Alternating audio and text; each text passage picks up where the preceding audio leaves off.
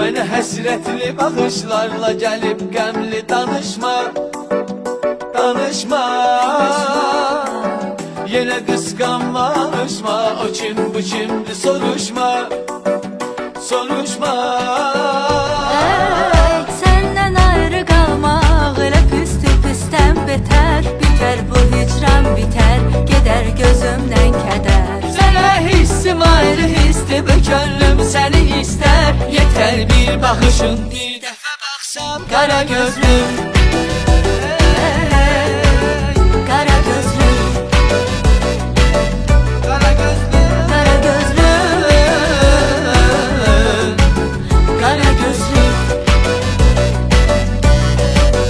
qara gözlüm. Həmin o gözlərinin ağlarına yağdı yağışlar, yağışlar. Həmin o gözlərinin yaşlarına görə bağışla, bağışla. Xəyal et ki bu aləm səninlə ayrı aləm. Yox orada nə bir dərd qəm, nə ağrı, nə məlhəm. Xəyal et ki sevgilim, duyğular dilim dilim. Yetər bir baxışım, tək səni sevdim qara gözlüm.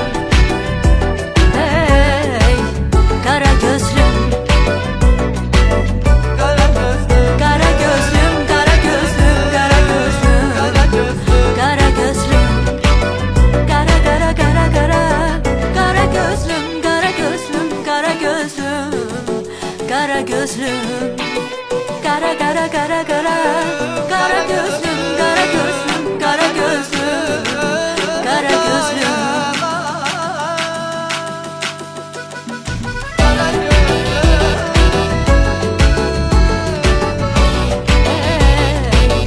Qara gözlüm, qara gözlüm, qara gözlüm, qara gözlüm, Qara gözlüm. qara gözlüm.